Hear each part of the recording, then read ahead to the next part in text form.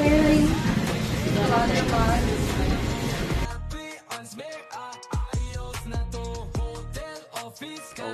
mga ka-ERSA, so meron tayong another board repair dito sa LG dito, commercial washing machine. At sa nakikita natin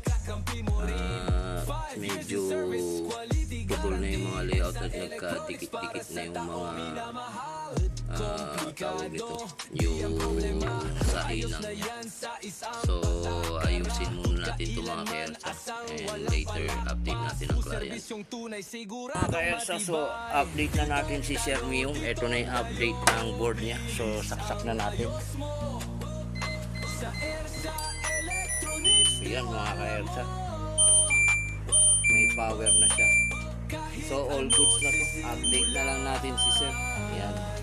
So ang may papayo ko lang, pagka nag-repair kayo ng ganito, eh dapat sanay kayo sa board. Kung hindi, magkakalbo yung board niya.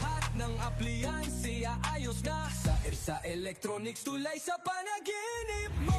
5 years na, daming natulong.